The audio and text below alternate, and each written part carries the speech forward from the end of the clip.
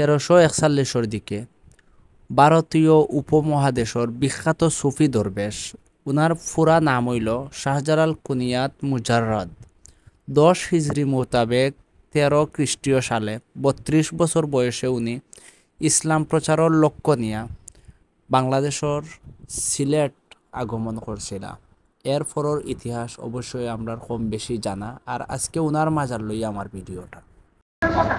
আসসালামু আলাইকুম, আমি আহমেদ অনিক। আর এই মুহূর্তে আমি যে জায়গাটার মাঝে আছি, আপনারা অবশ্য গেটটা দেখার পরে আর কোনো কথা থাকতে পারে না। আপনারা সবর পরিচিত একটা প্লেস, আধ্যাত্মিক নগরীর 360 জন আউলিয়ার অন্যতম হজরত শাহজালাল মুজাররদে এমনি রহমতুল্লাহ আলাইহি মাজারর ঠিক গেটও আমি এখন আছি।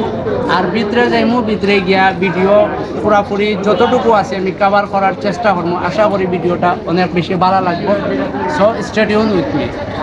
ইতিহাস থেকে যতটুকু জানা যায়, শাহজালাল রহমতুল্লাহ আলাইহির দরগা সিলেট শহরের একটি আধ্যাত্মিক স্থাপনা, যা মূলত 1303 খ্রিস্টাব্দে বাংলাদেশে আগত পশ্চাত্যের ইসলাম ধর্ম প্রচারক হজরত শাহজালাল মুজাররদে এমনির বাসস্থান ও শেষ সমাধি।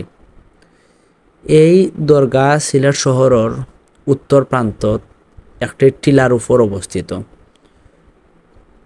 কারো কারো মতে আসলে সিলেটর ভূমি মুসলিম সভ্যতা ও ধর্ম মত এই দরগাকে কেন্দ্র করে প্রসার লাভ করছে, অনেকের মতে একটা।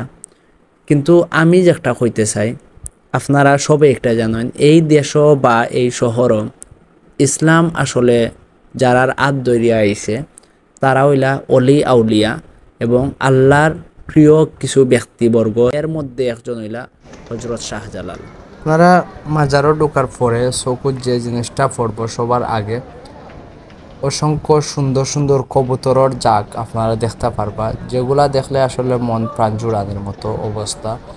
কিন্তু এই কবুতরগুলা কেউ ধরেও না এবং এগুলা বিক্রিও করা হয় না, এগুলা খাওয়া হয় না। এগুলা যতটুকু জানা যায় হজরত শাহজালালর সময়ে থাকে। এবং ওই যে গড়টা দেখলা ছোটোখাটো, একটা হইলো একটা ডেগ, কেন আছে 2-3টা ডেগ, যে ডেগগুলার মাঝে মানে বাসন বড় বিশাল আকৃতির, এগুলার মাঝে রাখা হয়, টেকা দেওয়া হয়। অনেকে মানত করিয়া আইন এবং ও মানত করার টেকাগুলা এগুলো দেওয়া হয়। আপনারা সামনে যে পুকুরটা দেখলাম, এই পুকুরটা অনেক কাহিনী আছে। এই পুকুরও একটু বাদেও আমি সামনে যাইমু, গিয়া দেখাইমু আপনারে বিশাল বড় শোল মাছ যেগুলারে কয়, আর সিলেটর ভাষায় কয় গজার মাছ। ও গজার মাছের একটা পুকুর একটা। এবং এই মাছগুলা যতটুকু জানা যায় যে শাহজালাল সাহেব নাকি ওরকম মাছ তাই লালন পালন করতা।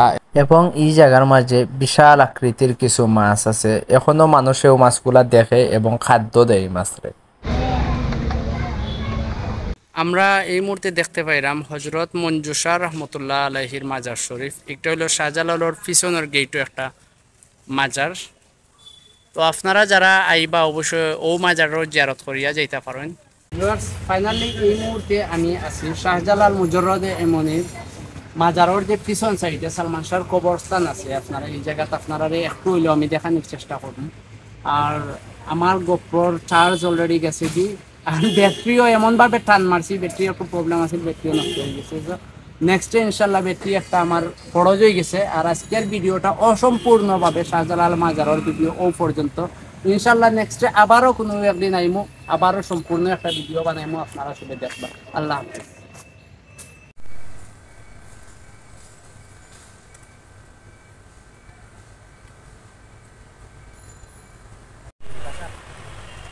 সালমান শাহর কবরস্থান আপনারা আমার পিছে দেখরা, সালমান শাহর কবরস্থান।